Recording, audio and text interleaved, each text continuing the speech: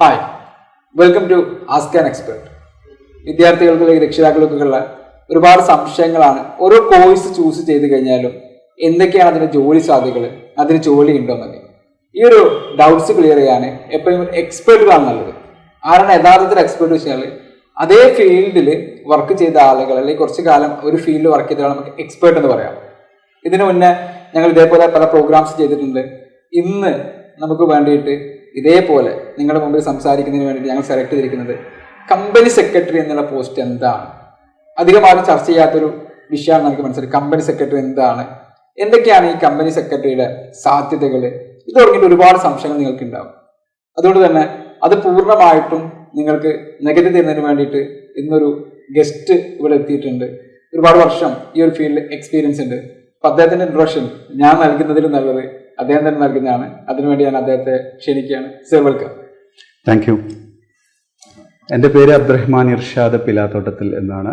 ഞാൻ കോഴിക്കോട് ജില്ലയിലെ കൊടുവള്ളി പ്രദേശത്താണ് എൻ്റെ വീട്. കോഴിക്കോട് കുറച്ച് വർഷങ്ങളിലായിട്ട് കോഴിക്കോട് സിറ്റിയിൽ സെറ്റിൽഡ് ആണ്. ഞാനൊരു കമ്പനി സെക്രട്ടറിയാണ്. എന്ന് പറയുമ്പോൾ ഒരു പ്രാക്ടീസിങ് കമ്പനി സെക്രട്ടറിയാണ്. അപ്പോൾ അതിൻ്റെ റോൾസും മറ്റു കാര്യങ്ങളിലേക്ക് നമുക്ക് വരാം. അതിനു മുമ്പ് ഞാൻ എൻ്റെ ഓഫീസ് പരിചയപ്പെടുത്താം. വർക്ക് ചെയ്യുന്നത് കോഴിക്കോട് കോടതിക്കടുത്തുള്ള ചെറുട്ടി റോഡിലാണ്. ചെറുട്ടി റോഡിൽ ഇനി സ്വന്തമായിട്ടൊരു പ്രാക്ടീസിങ് ഓഫീസും അതേപോലെ തന്നെ ബന്ധപ്പെട്ട മറ്റു കാര്യങ്ങളൊക്കെ ഉണ്ട്. സോ സർ, നമുക്ക് ഒരു സ്റ്റാർട്ടിംഗ് തന്നെ തുടങ്ങാം. അതായത് ഒരു ഹൈസ്കൂള് അല്ലെങ്കിൽ ഹയർ സെക്കൻഡറി ഏത് കോഴ്സാണ് ചൂസ് ചെയ്തിരുന്നത്, അതേപോലെ കോളേജ് പഠനം അല്ലെങ്കിൽ കമ്പനി സെക്രട്ടറി എന്ന രീതിയിലേക്ക് എങ്ങനെയാണ് എത്തിയിരിക്കുന്നത്, അങ്ങനത്തെ കുറച്ച് ക്വസ്റ്റ്യൻസിൽ ബേസിക് ആയിട്ട് ഇവിടെ പഠിച്ചിട്ടുണ്ട്. തന്നെ പല ആളുകളും ഇംഗ്ലീഷ് മീഡിയം ആയിരുന്നു, മലയാളം മീഡിയം ആയിരുന്നു, ബേസിക് എഡ്യൂക്കേഷനൊക്കെ എങ്ങനെയായിരുന്നു എന്നുള്ള കാര്യങ്ങളൊക്കെ ഒന്ന് വിശദീകരിക്കാൻ പറ്റും? ബേസിക് എഡ്യൂക്കേഷൻ ശരിക്കും പിന്നെ പഠിച്ചത് കേരള സിലബസിൽ ഇംഗ്ലീഷ് മീഡിയം സ്കൂളിലാണ് പഠിച്ചത്. കൊടുവള്ളി മുസ്ലിം ഓർഫനേജിൻ്റെ ഹയർ സെക്കൻഡറി സ്കൂളിൽ വെച്ചിട്ട് 10th വരെ അവിടെ പഠിച്ചു. അതിനുശേഷം കേരള സിലബസ് സ്ട്രീമിൽ തന്നെ +2 ജോയിൻ ചെയ്തു. +2 ശരിക്ക് ഈ സയൻസ് ഫീൽഡിൽ എനിക്ക് പൊതുവേ താല്പര്യം കുറവായിരുന്നു. അപ്പോൾ നേരത്തെ തന്നെ കോഴിക്കോട് ജില്ലയിൽ അത്യാവശ്യം നല്ല പെർഫോം ചെയ്യുന്ന ഒരു സ്കൂളിൽ അഡ്മിഷൻ എനിക്ക് ഉണ്ടായിരുന്നു സയൻസിൽ. പക്ഷേ എനിക്ക് അത് കരിയറിനോട് അത്ര ഒരു സയൻസ് ഫീൽഡിനോട് ഒരു താല്പര്യം കുറവായിരുന്നു. അപ്പോൾ അതുകൊണ്ട് ഞാൻ കൊമേഴ്സ് എടുക്കാൻ തീരുമാനിച്ചു.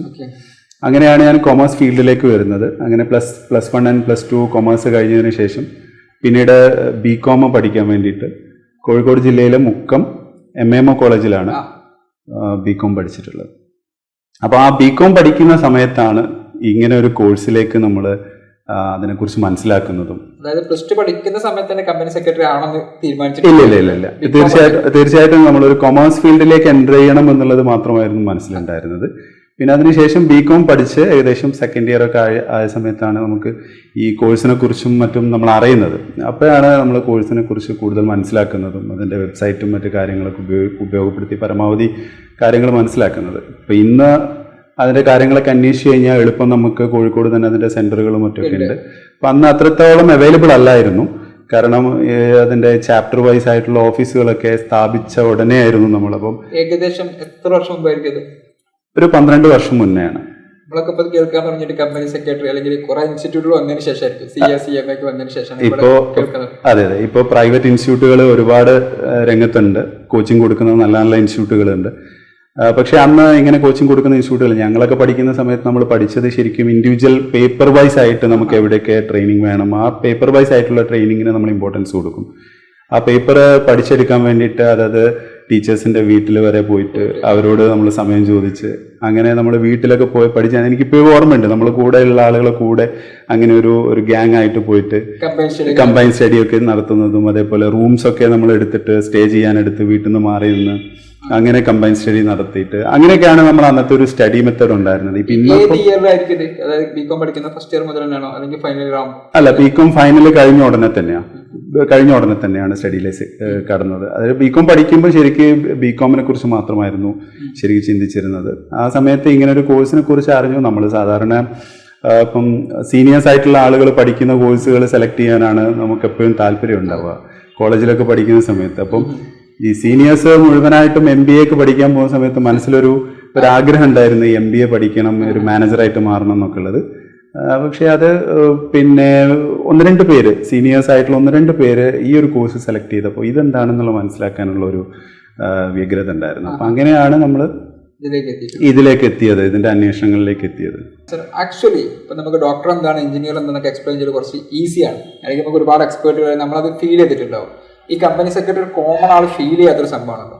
സോ എന്താണ് ഈ കമ്പനി സെക്രട്ടറി എന്ന് പറഞ്ഞു കഴിഞ്ഞാൽ? അല്ലെങ്കിൽ എനിക്ക് തോന്നുന്നു +2 കൊമേഴ്സ് അല്ലെങ്കിൽ ഡിഗ്രി ഒക്കെ പഠിക്കുന്ന ആളുകളൊക്കെ ഇപ്പോഴും നമ്മൾ ഇത്രയും ടെക്നോളജി ഒക്കെ ഡെവലപ്ഡ് ആയിട്ടുണ്ടെങ്കിൽ യൂട്യൂബിൽ കിട്ടും എന്നൊക്കെ പറയുമെങ്കിലും ഞാൻ മനസ്സിലാക്കുന്നത് ഒരുപാട് ആളുകൾക്ക് ഇപ്പോഴും ഈ ഒരു കോഴ്സിനെ കുറിച്ചിട്ട് കൊമേഴ്സ് സ്റ്റുഡൻസിനോ അല്ലെങ്കിൽ അധ്യാപകർക്കൊന്നും അറിയില്ല. സോ എന്താണ് ഈ കമ്പനി സെക്രട്ടറി, എന്താണ് ഇതിന്റെ സാധ്യതകൾ? ഞാൻ പഠിച്ച് തുടങ്ങുന്ന സമയത്തൊക്കെ പലപ്പോഴും സ്റ്റുഡൻ്റായിട്ട് പോയിക്കൊണ്ടിരിക്കുമ്പോൾ ആളുകൾ ഇതേ ക്വസ്റ്റ്യൻ ചോദിക്കുമായിരുന്നു. ഇപ്പം CS പഠിക്കുന്നതെന്ന് പറയുമ്പോൾ അവർക്ക് CS എന്ന് പറയുമ്പോൾ അവർ ഓർക്കുന്നത് കമ്പ്യൂട്ടർ സയൻസോ അങ്ങനെ ഏതെങ്കിലും കാര്യങ്ങളാണ് അവർക്ക് ഓർമ്മ വരും. അപ്പോൾ CS എന്ന് നമ്മൾ ഷോർട്ടായിട്ട് പറയും.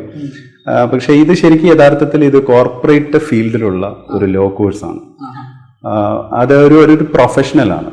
കമ്പനി സെക്രട്ടറി മീൻസ് ഒരു പ്രൊഫഷണലാണ്. അത് ഇൻഡിപെൻഡൻ്റ് ആയിട്ട് ഗവൺമെൻറ് എസ്റ്റാബ്ലിഷ് ചെയ്തിട്ടുള്ള institute of company secretaries of India എന്ന് പറയുന്ന പ്രൊഫഷണൽ ബോഡി മെയിൻറ്റെയിൻ ചെയ്യുന്ന എക്സാമിനേഷനും മറ്റ് സിസ്റ്റംസും പാസ്സായി ക്ലിയർ ആയി വരുന്നവർക്ക് മാത്രം അതേ ബോഡിയിൽ മെമ്പർഷിപ്പ് എടുക്കാൻ പറ്റും. CA പോലെ, അതേപോലെ നമ്മളെ cost and management accountant, CMA ഒക്കെ പോലെ തന്നെ ഈ 3 ഇൻസ്റ്റിറ്റ്യൂട്ട്സ് ആണ് ശരിക്കും പ്രീമിയർ ആയിട്ടും മിനിസ്ട്രി ഓഫ് കോർപ്പറേറ്റ് അഫയേഴ്സിന്റെ കീഴിൽ 3 ഇൻസ്റ്റിറ്റ്യൂട്ട്സ് ആണ് ഇൻഡിപെൻഡന്റ് ആയിട്ട് പ്രൊഫഷണൽ ഇൻസ്റ്റിറ്റ്യൂട്ട്സ് വർക്ക് ചെയ്യുന്നത്. അപ്പോൾ അതിൽപ്പെട്ട ഒരു ഇൻസ്റ്റിറ്റ്യൂട്ടാണ് ഈ ഇൻസ്റ്റിറ്റ്യൂട്ട്. ഇതിന്റെ ഒരു ഫംഗ്ഷൻ എന്ന് പറയുന്നത് അവരുടെ ഉദ്ദേശം വേറൊന്നുമല്ല, ലോ അബൈഡിങ് ആയിട്ടുള്ള കോർപ്പറേറ്റ്സിനെ വളർത്തിയെടുക്കുക. അതിനു വേണ്ടിയിട്ടാണ് അവർ ലോ പ്രൊഫഷണൽസിനെ ഉണ്ടാക്കുന്നത്. അപ്പം നമ്മൾ പല കമ്പനികളിലും വർക്ക് ചെയ്യുന്ന സമയത്ത് തീർച്ചയായിട്ടും അവിടെ ഒരു എന്താ പറയുക കംപ്ലയൻസ്, കംപ്ലീറ്റ് നിയമങ്ങളും അനുസൃതമായിട്ട് പോകുന്ന കമ്പനികൾ, ഗവൺമെന്റ് നിർദ്ദേശിക്കുന്ന എല്ലാ നിയമങ്ങളും ഇന്ത്യയിലാണെങ്കിൽ ഇന്ത്യൻ ഗവൺമെന്റ് തീർച്ചയായിട്ടും അത് ഒരു കോർപ്പറേറ്റ് എന്ന് പറയുന്നത് തീർച്ചയായിട്ടും ഒരു സിറ്റിസൺ ആണ്. നമ്മളൊരു നാച്ചുറൽ പേഴ്സണിന് പകരമായിട്ട് ഒരു ആർട്ടിഫിഷ്യൽ പേഴ്സണിനെ നമ്മൾ ക്രിയേറ്റ് ചെയ്യുന്നതാണ് ഒരു കമ്പനി എന്ന് പറയുന്നത്. അപ്പോൾ ആ കമ്പനിക്ക് സൊസൈറ്റിയോട് പല ഉത്തരവാദിത്തങ്ങളുമുണ്ട്. അപ്പോൾ ആ ഉത്തരവാദിത്തങ്ങളൊക്കെ നിറവേറ്റാൻ വേണ്ടിയിട്ട് അവരെ നിയമത്തിലൂടെ മാത്രം സഞ്ചരിക്കാൻ അവരെ പ്രോത്സാഹിപ്പിക്കുകയും നിയമത്തിൻ്റെ വയലേഷൻസ് ഉണ്ടെങ്കിൽ അത് എടുത്തു പറയുകയും ചെയ്യാൻ വേണ്ടിയിട്ട് അവരുടെ ശ്രദ്ധയിൽ കൊണ്ടുവരാനും വേണ്ടിയിട്ട് ഉണ്ടാക്കിയിട്ടുള്ള ശരിക്ക് എന്താ പറയുക, നമ്മൾ വാച്ച് ഡോഗ്സ് എന്നൊക്കെ വേണമെങ്കിൽ പറയാം. നമ്മൾ ആ ഒരു ഡ്യൂട്ടിയാണ് നമ്മളെ ഏൽപ്പിച്ചിരിക്കുന്നത്. ഒരു കമ്പനി സെക്രട്ടറി അല്ലെങ്കിൽ ഇങ്ങനത്തെ ഒരു പോസ്റ്റിൽ നമുക്കൊരു ജോലി കിട്ടണമെങ്കിൽ, ഇതിപ്പോൾ നേരത്തെ പറഞ്ഞ കോർപ്പറേറ്റ് കമ്പനി എന്ന് പറഞ്ഞല്ലോ, അപ്പോൾ അതിൻ്റെ ഒരു മാനദണ്ഡം എന്താണ് എന്ന് പറയാം? ജോലിക്ക് ശരിക്ക് നമുക്ക് ഇതിന് 2 വശങ്ങളുണ്ട്. 2 രീതിയിൽ നമുക്ക് ജോലി ചെയ്യാം. ഒന്ന്, നമ്മളൊരു അഡ്വക്കേറ്റ്, ഡോക്ടർ ഒക്കെ പ്രാക്ടീസ് ചെയ്യുന്ന പോലെ തന്നെ നമുക്ക് ഈ പ്രൊഫഷൻ പ്രാക്ടീസ് ചെയ്യാം. നമ്മളെടുത്ത് വരുന്ന ആളുകൾക്ക്, ക്ലയൻസിന് നമുക്ക് നമ്മുടെ സർവീസ് കൊടുക്കാം, നിർദ്ദേശങ്ങൾ കൊടുക്കാം. അത് സ്റ്റാർട്ടപ്സിൻ്റെ രജിസ്ട്രേഷൻ ആയാലും ജോയിൻറ്റ് സ്റ്റോക്ക് കമ്പനീസ് ഉണ്ടാക്കുന്നതായാലും അതേപോലെ എക്സിസ്റ്റിംഗ് കമ്പനീസിന് കൊടുക്കുന്ന അഡ്വൈസസ് ആണെങ്കിലും നമുക്ക് അത് ശരിക്കും ബില്ല് ചെയ്യാൻ പറ്റും. നമുക്ക് ശരിക്കും അത് നമ്മുടെയൊരു പ്രൊഫഷനായിട്ട് നമുക്ക് യൂസ് ചെയ്യാം. കോർപ്പറേറ്റ്സിനും അതേപോലെയുള്ള ബിസിനസ് കമ്മ്യൂണിറ്റിക്ക് അത് വലിയ ഉപകാരപ്രദമായിട്ടുള്ള ഒരു കാര്യവുമാണ്. ഇത് ഒരു വശം. രണ്ടാമത്തത്, നമുക്ക് കമ്പനികളിൽ ഡയറക്റ്റ് ആയിട്ട് എംപ്ലോയ്മെന്റിൽ കമ്പനി സെക്രട്ടറിക്ക് വർക്ക് ചെയ്യാൻ പറ്റും. ഒരു കമ്പനിയുടെ അണ്ടറിൽ സാധാരണ നമ്മൾ വർക്ക് ചെയ്യുന്ന CEO, CFO എന്നൊക്കെ പറയുന്ന പോലെ തന്നെ CS എന്ന് പറയുന്നത്. ഇപ്പോൾ പുതിയ കമ്പനീസ് ആക്ട് 2013 വന്ന സമയത്ത് അതിനകത്ത് 3 പ്രൊഫഷണൽസ് ആണ് ഒരു കമ്പനിക്കകത്തുള്ളതിനെ കീ മാനേജറിയൽ പേഴ്സണൽ എന്ന് പറയുന്ന പോസ്റ്റിലേക്ക് അവർ കാണുന്നത്. നിയമത്തിൽ തന്നെ പറയുന്നുണ്ട് കീ മാനേജറിയൽ പേഴ്സണൽ, KMP. അതിലൊരു പോസ്റ്റാണ് CS എന്ന് പറയുന്നത്. അപ്പോൾ CS ആയിട്ട് അപ്പോയിന്റ് ആവുന്ന ഒരാൾ തീർച്ചയായിട്ടും member of the institute of company secretaries of India ആയിരിക്കണം. ഇതാണ് അതിൻ്റെ മാനദണ്ഡം. അപ്പോൾ ഇത് ഒരു എംപ്ലോയ്മെന്റ് പോസ്റ്റാണ് നമ്മൾ പറയുന്നത്, സെക്കൻഡ്ലി ഡിസ്കസ് ചെയ്യുന്ന ഈ ഒരു പോയിന്റ്. അപ്പോൾ ഇത് ശരിക്ക് കമ്പനിക്കകത്ത് ആ കമ്പനിക്ക് മാത്രം സർവീസ് കൊടുത്തുകൊണ്ട്, അതായത് ജനറലി അഡ്വൈസ് കൊടുത്തുകൊണ്ടല്ല, പകരം ആ കമ്പനിക്ക് മാത്രമായിട്ട് ഒരു കമ്പനി സെക്രട്ടറി എന്നുള്ള നിലക്കുള്ള നമ്മുടെ സേവനങ്ങൾ കൊടുക്കുക എന്നുള്ളത്. അതിലൂടെയും ഗവൺമെന്റ് ലക്ഷ്യമിടുന്നതാണ്. വലിയ കമ്പനീസിന്റെ കാറ്റഗറിയാണ്. ഇപ്പം 10 കോടിയിലധികം പെയ്ഡപ്പ് ക്യാപിറ്റലുള്ള കമ്പനികളാണ് ഇതിന് തിരഞ്ഞെടുത്തിരിക്കുന്നത്. അപ്പോൾ സ്വാഭാവികമായിട്ടും വലിയ കാറ്റഗറിയിലുള്ള എല്ലാ കമ്പനിയിലും ഒരു കമ്പനി സെക്രട്ടറി ഉണ്ടായിരിക്കണം. നിയമമുണ്ട്. തീർച്ചയായിട്ടും അത് ഉണ്ടായിരിക്കണം. അത് ചെയ്യാത്ത ആളുകളെ സംബന്ധിച്ചിടത്തോളം അവർക്ക് മറ്റു കംപ്ലയൻസുകൾ, അതേപോലെ ഷെയർ ഇഷ്യൂ ചെയ്യുക, ഫർദർ ഷെയറുകൾ കൊണ്ടുവരിക, അതേപോലെ പുതിയ ആളുകളെ അപ്പോയിന്റ് ചെയ്യുക, ഇത്തരത്തിലുള്ള കാര്യങ്ങളിലൊക്കെ അവർക്ക് തടസ്സങ്ങൾ നേരിടും. അപ്പോൾ ഒരു ലിമിറ്റിന് മുകളിലേക്ക് കമ്പനി എക്സ്പാൻഡ് ചെയ്യണമെങ്കിൽ ഒരു കമ്പനി സെക്രട്ടറി വേണം. അതാണ് ഗവൺമെന്റിന്റെ അപ്പോൾ എല്ലായിടത്തും ഇപ്പോൾ നമുക്കത് ഇൻഡിവിജ്വൽ സർവീസ് ആക്കി കൊടുക്കാൻ പറ്റും. അതായത് ഞാനിപ്പോൾ ഒരു കമ്പനി സെക്രട്ടറി ആണ്, എനിക്ക് ഒരൊറ്റ ഫേമിൽ വർക്ക് ചെയ്യാതെ 2-3 ഫേമിൽ വർക്ക് ചെയ്യുന്ന രീതിയിൽ ചെയ്യാൻ പറ്റും. അങ്ങനെ ചെയ്യാൻ പറ്റും. അതിനെയാണ് നമ്മൾ ഈ പ്രൊഫഷൻ പ്രാക്ടീസ് ചെയ്യാന്ന് പറയുന്ന മെത്തേഡ്. ഒരു 10 crore പെയ്ഡ് അപ്പ് ക്യാപിറ്റൽ ഉള്ള ഒരു കമ്പനിയിൽ ഒരു ഇൻഹൗസിൽ ഒരാൾ വേണം. അയാൾക്ക് വേറെ വർക്ക് ചെയ്യാൻ സാധിക്കുമോ? വേറെ കമ്പനിക്ക് വേണ്ടിയിട്ട് ഇൻഡിവിജ്വലി വർക്ക് ചെയ്യാൻ സാധിക്കില്ല. അപ്പൊ അയാൾ അവിടെ തന്നെ അയാൾക്ക് അത്യാവശ്യം സാലറിഡ് പേഴ്സൺ ആയിരിക്കും. ഫുൾ ടൈം ആ കമ്പനിക്കകത്ത് എംപ്ലോയ്മെന്റിൽ ഉണ്ടായിരിക്കണം. അത് പാർട്ട് ടൈം ഉണ്ടായാൽ പോരാ, അത് ഫുൾ ടൈമിനായിട്ട് തന്നെ അവരുടെ സർവീസ് അവിടെ ഉണ്ടായിരിക്കണം. നമ്മൾ ഫ്രീലാൻസ് ആയിട്ട് വർക്ക് ചെയ്യണമെങ്കിൽ അപ്പൊ എന്താ സാധ്യതകൾ? അങ്ങനെ വർക്ക് ചെയ്യുന്ന മെത്തേഡാണ് നമ്മൾ ആദ്യം വിശദീകരിച്ചിട്ടുള്ള സംഭവം. അത് പ്രൊഫഷണൽ ആയിട്ട് വർക്ക് ചെയ്യുക. ദാറ്റ് മീൻസ് നമ്മളുടെ സർവീസസ് നമ്മൾ ആളുകൾക്ക് എക്സ്റ്റെൻഡ് ചെയ്യുക. നമ്മൾ ക്ലയൻസ് ആയിട്ട് വരുന്നത് ഒരുപക്ഷെ സ്റ്റാർട്ടപ്സ് ആയിരിക്കും, ഇല്ലെങ്കിൽ വലിയ കമ്പനീസ് തന്നെ ആയിരിക്കും. ഇതിന്റെ സ്റ്റാർട്ടിങ്ങിലേക്ക് എത്താൻ ഉദ്ദേശിക്കുന്ന ആളുകൾ. അതെ, അതിന് ഒരു റീസൺ എന്ന് പറയുന്നത് ഇപ്പോൾ എക്സിസ്റ്റിംഗ് ഒരു കമ്പനി സെക്രട്ടറി ഉള്ള ഒരു കമ്പനി ആണെങ്കിൽ പോലും അവർക്കും പുറത്തുനിന്നുള്ള കമ്പനി സെക്രട്ടറിയുടെ സർട്ടിഫിക്കേഷനും മറ്റു കാര്യങ്ങളൊക്കെ ആവശ്യമുണ്ട്. ഇപ്പൊ ലോ കംപ്ലൈ ചെയ്യുന്നുണ്ടോ എന്നുള്ളതാണ് ക്വസ്റ്റ്യൻ. അപ്പൊ ഈ ക്വസ്റ്റ്യൻ ഇൻഹൗസ് കമ്പനി സെക്രട്ടറി പറയുന്നതിന്റെ കൂടെ തന്നെ അതിനുള്ള ആൻസർ പുറത്തുനിന്ന് ഒരാൾ കൂടെ പറയണം. ഒരു ജോയിന്റ് റെസ്പോൺസിബിലിറ്റി ആണ്. അപ്പോൾ വലിയ കോർപ്പറേറ്റ്സ് ഇത് രണ്ടും ചെയ്യണം. ചെറിയ കോർപ്പറേറ്റ്സ് ആണെങ്കിൽ അത് പുറത്തുനിന്നുള്ള കമ്പനി സെക്രട്ടറിയെ നമുക്ക് ഒരാളെ കണ്ടാൽ മാത്രം മതി. രീതിയിൽ നമുക്ക് ജോലി സാധ്യതകളുണ്ട് അല്ലേ? ഇൻഹൗസിലാണെങ്കിലും അല്ലെങ്കിൽ നമുക്ക് ഫ്രീലാൻസ് ആയിട്ടാണെങ്കിൽ ചെയ്യാൻ പറ്റും. ഈ ഫ്രഷേഴ്സ് ഒക്കെ അധികവും തിരഞ്ഞെടുക്കുന്നത് എംപ്ലോയ്മെന്റ് ഓപ്പർച്യൂണിറ്റി ആയിരിക്കും ആദ്യം തിരഞ്ഞെടുക്കുന്നത്.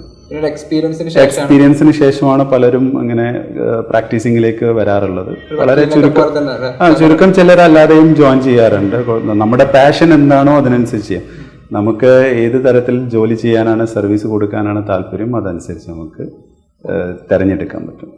അപ്പോൾ ഇനി ചോദിക്കാനുള്ള സംഭവം എന്ന് വെച്ചാൽ എങ്ങനെയാണ് ഇതിനൊരു പ്രൊസീജിയർ എന്നുള്ളതാണ്. ഇപ്പോൾ +2 ഏത് സ്ട്രീം കഴിഞ്ഞ ആളുകൾക്ക് പറ്റും? ഹ്യൂമാനിറ്റീസ്, കൊമേഴ്സ്, സയൻസ് കഴിഞ്ഞവർക്കൊക്കെ സാധിക്കുമോ? പറ്റുമ്പോൾ ഇതിനൊരു ബിഗിനിങ് എന്താണ്? അല്ലെങ്കിൽ ഡിഗ്രി കഴിഞ്ഞിട്ട് പോവുകയാണെങ്കിൽ, PG കഴിഞ്ഞിട്ട് പോവുകയാണെങ്കിൽ ഇങ്ങനെയൊക്കെ പോകാൻ പറ്റുമോ? ബെനിഫിറ്റ്സ് എന്തൊക്കെയാണ്? ഇതൊക്കെ ഒന്ന് വിശദീകരിക്കാൻ പറ്റും?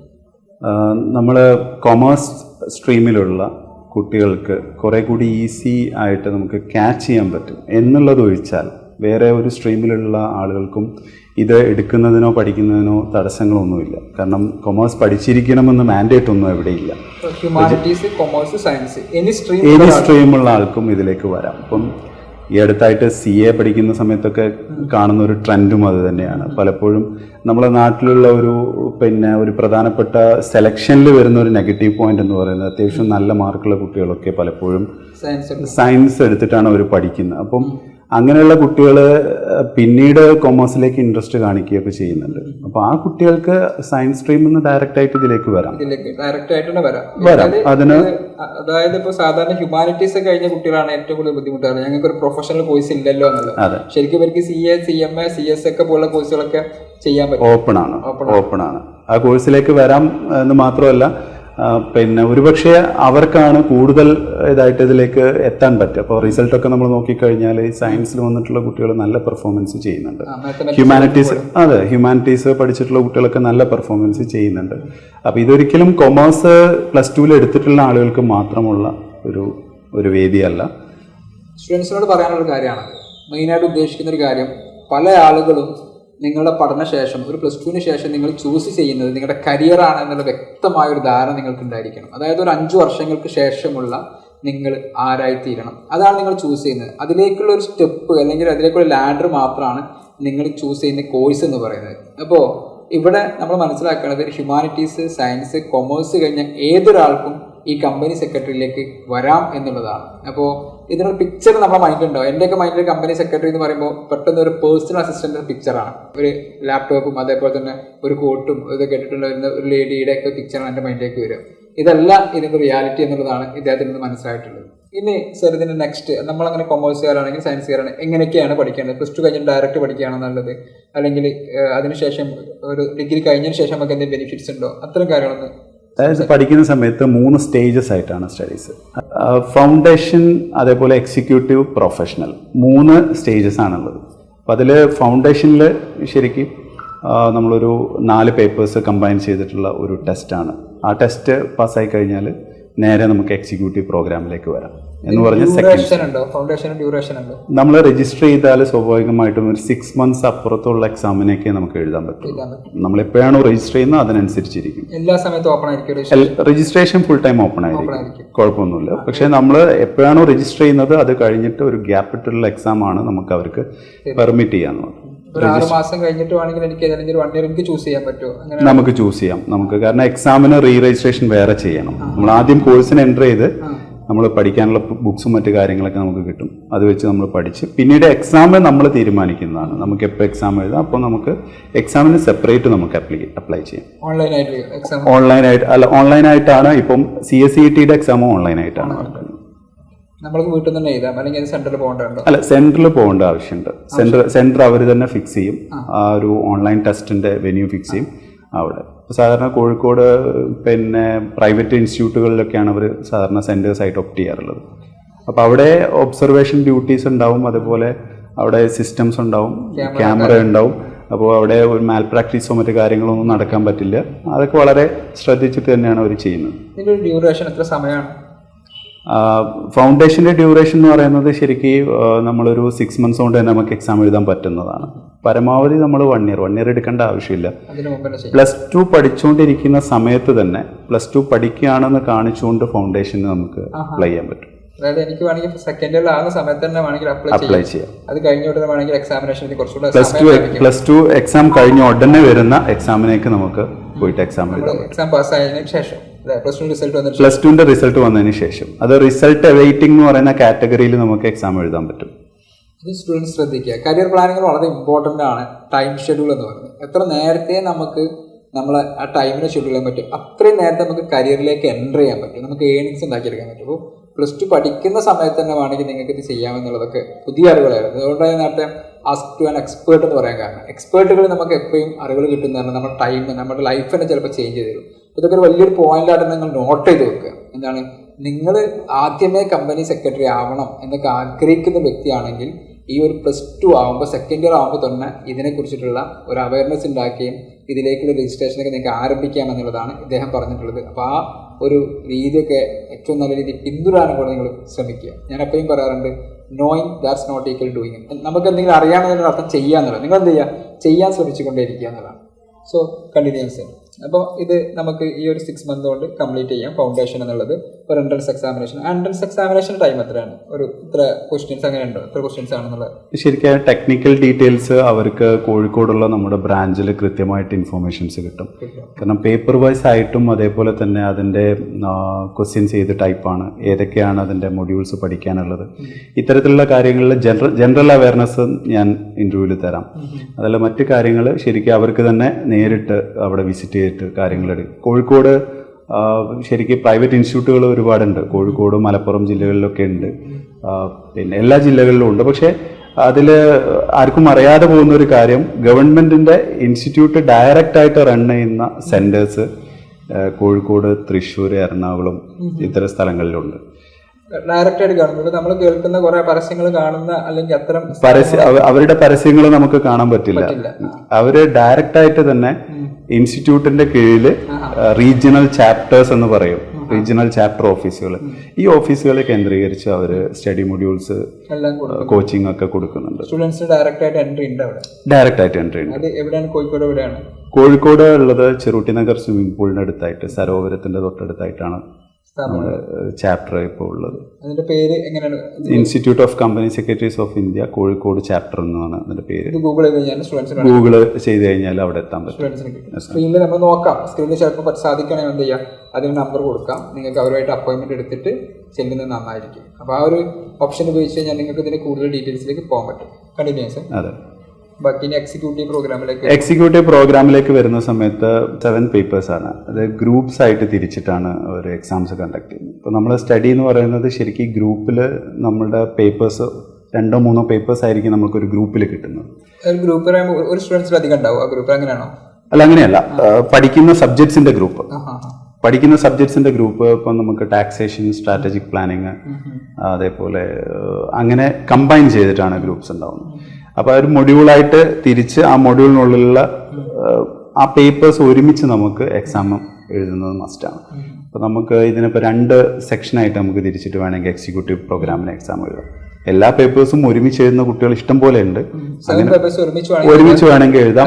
സ്പ്ലിറ്റ് ചെയ്തിട്ട് നമുക്ക് അതിനെ ഗ്രൂപ്പ്സ് ആയിട്ട് മാത്രം അറ്റൻഡ് ചെയ്യാം. ഇപ്പോൾ ഒരാൾക്ക് വേണമെങ്കിൽ തീരുമാനിക്കാം, ഞാനിപ്പോൾ ഇത്ര മാത്രമേ പഠിച്ചിട്ടുള്ളൂ, അതുകൊണ്ട് ഈ ഒരു ഭാഗം പ്രിപ്പയർ ചെയ്തതിനനുസരിച്ച്, അപ്പോൾ അവരെത്രത്തോളം അത് പ്രിപ്പയർ ചെയ്തിട്ടുണ്ട് അതിനനുസരിച്ച് അവരുടെ കോൺഫിഡൻസ് അനുസരിച്ച് തന്നെ എക്സാമിന് അപ്ലൈ ചെയ്യാം, കുഴപ്പമില്ല. നമുക്ക് ഇപ്പോൾ പാർട്ടായിട്ട് അച്ചീവ് ചെയ്തെടുക്കുക എന്നൊക്കെ പറയും. നമ്മൾ ഒരിക്കലും ഒരു ബേർഡൻ ആയിട്ട് ഇതിനെ കണ്ടിട്ട് ബുദ്ധിമുട്ടാവേണ്ട ആവശ്യമില്ല. ഇതൊക്കെ ശരിക്കും ഇൻസ്റ്റിറ്റ്യൂട്ട് ഇതിനെ വെക്കുന്നത്, ഈ ഒരു പാറ്റേണൊക്കെ വെക്കുന്നത് ശരിക്കും കുട്ടികൾ ലോജിക് ബേസ്ഡ് സ്റ്റഡി ചെയ്യാനുള്ള ടൈം കിട്ടാൻ വേണ്ടിയിട്ട് തന്നെയാണ്. ഒരിക്കലും ഇതൊരു യൂണിവേഴ്സിറ്റി മൊഡ്യൂളിലുള്ള ഒരു സ്റ്റഡി ആയിട്ട് മാറ്റാതിരിക്കാൻ വേണ്ടിയിട്ട് തന്നെയാണ് പ്രിഫറൻസ് കൊടുക്കുന്നത്. തീർച്ചയായിട്ടും ജോലി ചെയ്യുന്ന ആളുകളുണ്ടാവും, പ്രായമുള്ള ആളുകളുണ്ടാവും, പഠിക്കുന്നവർ ഒരുപാട് ആളുകളുണ്ട്, പല പ്രായത്തിലുള്ള ആളുകളും പഠിക്കുന്നുണ്ട് കോഴ്സ്. അപ്പോൾ അതിൻ്റെയൊക്കെ കൂടെ കൊണ്ടുപോകാൻ പറ്റുന്ന തരത്തിലാണ് ഇൻസ്റ്റിറ്റ്യൂട്ട് ഇതിനെ ഡിസൈൻ ചെയ്തിരിക്കുന്നത്.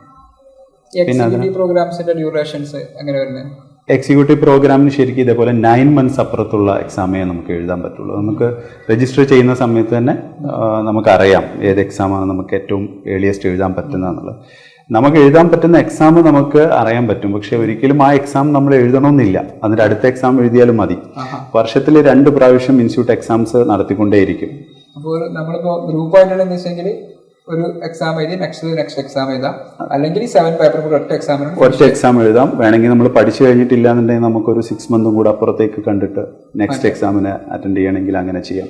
ഞാനിപ്പോൾ 7 പേപ്പർ ഓപ്റ്റ് ചെയ്തു, പക്ഷെ ഞാൻ ഇതിൽ ഫെയിലർ ആയി കഴിഞ്ഞാൽ പിന്നെ എങ്ങനെയാണ് വരിക? ഞാൻ 7 പേപ്പർ ഓപ്റ്റ് ചെയ്തു, ഞാൻ ഫെയിൽഡ് ആയിട്ടുണ്ടെങ്കിൽ എന്താണ് എല്ലാ പേപ്പറും പിന്നെ എഴുതേണ്ടി വരുന്നത്? എങ്ങനെയാണ് അതിന്റെ രീതി? അത് ഒരു ഗ്രൂപ്പിനകത്തുള്ള പേപ്പേഴ്സ്, ഒരു ഗ്രൂപ്പിനകത്തുള്ള ഇപ്പോൾ 2 പേപ്പേഴ്സാണ് തന്നതെങ്കിൽ അതിൽ ഒരെണ്ണം 40 marks ബിലോ ആണെങ്കിൽ തീർച്ചയായിട്ടും നമ്മൾ ആ പേപ്പർ മാറ്റി എഴുതണം. ഒരു പേപ്പർ മാത്രമല്ല, ഗ്രൂപ്പ് മൊത്തത്തിൽ മാറ്റി. തീർച്ചയായിട്ടും ഗ്രൂപ്പ് ഒന്നിച്ചാണ് പാസ്സാവുന്നത്. അപ്പോൾ അത് പലപ്പോഴും കുട്ടികളൊരു കൺഫ്യൂഷനായിട്ട് പറയാറുണ്ട്. പക്ഷേ അതങ്ങനെ കൺഫ്യൂഷൻ ആവേണ്ട ആവശ്യമില്ല എന്നുള്ളതാണ്. ശരിക്കും നമ്മൾ ഈ ഗ്രൂപ്പിന്റെ കോമ്പോസിഷൻ നോക്കിക്കഴിഞ്ഞാൽ തന്നെ മനസ്സിലാവും. ഈ ടഫായിട്ടുള്ള പേപ്പേഴ്സായിട്ട് കുട്ടികൾക്ക് അനുഭവപ്പെടുന്ന പേപ്പേഴ്സ്, അതിൻ്റെ കൂടെ എപ്പോഴും കുറച്ചും കൂടെ അവർക്ക് മനസ്സിലാക്കാൻ പറ്റുന്ന മറ്റ് പേപ്പേഴ്സ് അതിൻ്റെ കൂടെ ഉണ്ട്. അപ്പോൾ അതിൻ്റെ കോമ്പോസിഷൻ അങ്ങനെ തന്നെയാണ് ഇൻസ്റ്റിറ്റ്യൂട്ട് സെറ്റ് ചെയ്തിരിക്കുന്നത്. പിന്നെ അതിന് ശേഷം വരുന്നത് പിന്നെ നേരെ പ്രൊഫഷണൽ പ്രോഗ്രാമിലേക്കാണ്, എന്ന് പറഞ്ഞാൽ ഫൈനൽ പ്രോഗ്രാം. പണ്ടത്തെ ഫൈനൽ പ്രോഗ്രാമിനെയാണ് ഇപ്പോൾ അവർ പ്രൊഫഷണൽ പ്രോഗ്രാം എന്ന് പേരിട്ട് പറയുന്നത്. മൂന്നാമത്തില് ആദ്യം നമ്മൾ ബേസിക് പറഞ്ഞിരിക്കുന്നത് ഫൗണ്ടേഷൻ എൻട്രൻസ് ടെസ്റ്റ്, പിന്നെ എക്സിക്യൂട്ടീവ് പ്രോഗ്രാം, 3 പ്രൊഫഷണൽ പ്രോഗ്രാമിൽ ഇതേപോലെ തന്നെ പിന്നെ എൻ്റെ ഓർമ്മ ശരിയാണെങ്കിൽ 9 പേപ്പേഴ്സാണ്. അപ്പോൾ അതിൽ ഇതേപോലെ തന്നെ ഗ്രൂപ്പായിട്ട് തന്നെ തിരിച്ചിട്ടുണ്ട്. നമുക്ക് എക്സാം നമ്മൾ കൺവീനിയൻസിന് അറ്റൻഡ് ചെയ്യാം. പിന്നെ ഈ പ്രൊഫഷണൽ പ്രോഗ്രാം ആവുമ്പം ശരിക്കും കുട്ടികളോട് പറയാനുള്ള ഒരു മാറ്റർ എന്ന് പറയുന്നത്, കുട്ടികൾക്ക് പ്രാക്ടിക്കൽ ആയിട്ടുള്ള നോളജിൻ്റെ ആവശ്യമുണ്ട്. എക്സാം എഴുതുന്ന സമയത്ത് തന്നെ അവരുടെ ആംഗിള്, അവർ ആൻസർ ചെയ്യുന്ന രീതികളിലൊക്കെ മാറ്റം വരേണ്ടതുണ്ട്. അപ്പോൾ നമ്മൾ ആരുടെയും കീഴിൽ പ്രാക്ടീസ് ചെയ്യും ഇതിന് വേണ്ടിയിട്ട്? നമ്മൾക്ക് ഓൾറെഡി നമുക്ക് പ്രാക്ടീസ് ചെയ്യേണ്ട ആവശ്യമുണ്ട്. 21 months കമ്പൽസറി ട്രെയിനിങ് ഉണ്ട്. അപ്പോൾ ഈ കമ്പനി സെക്രട്ടറിയുടെ കീഴിൽ നമ്മൾ വർക്ക് ചെയ്യണം. ഇല്ലെങ്കിൽ ഏതെങ്കിലും ഒരു കമ്പനി സെക്രട്ടറി ഉള്ള കമ്പനിക്കകത്ത് വർക്ക് ചെയ്യണം. 21 months വർക്ക് ചെയ്യണം. ഫുൾ ടൈം ആയിട്ട് വർക്ക് ചെയ്യണം. ഫുൾ ടൈം ആയിട്ട് നമ്മൾ ട്രെയിനി ആയിട്ട് വർക്ക് ചെയ്യണം. അതിനൊരു സ്റ്റൈപ്പൻഡ് ഒക്കെ, ഇന്റേൺഷിപ്പ് പോലെ ഒരു സ്റ്റൈപ്പൻഡ് ഒക്കെ നമുക്ക് അവർ പ്രൊവൈഡ് ചെയ്യും. അങ്ങനെ നമ്മൾ വർക്ക് ചെയ്യണം. അത് വർക്ക് ചെയ്യുന്ന സമയത്ത് നമുക്ക് ഉണ്ടാകുന്ന ഒരു പ്രാക്ടിക്കൽ എക്സ്പോഷർ ഉണ്ട്. അതും കൂടെ ചേർത്തിട്ട് ഫൈനൽ പേപ്പേഴ്സ് എഴുതുന്നതാണ് എപ്പോഴും നല്ലത്. അതിന് കാരണം എന്ന് പറയുന്നത് ഈ ഫൈനൽ പേപ്പേഴ്സിന്റെ ക്വസ്റ്റ്യൻ്റെ ആംഗിൾ തന്നെയാണ്. അത് പ്രാക്ടിക്കലി ഉള്ള കാര്യങ്ങളാണ് ഫൈനൽ പേപ്പേഴ്സിൽ അധികം ചോദിക്കുന്നത്.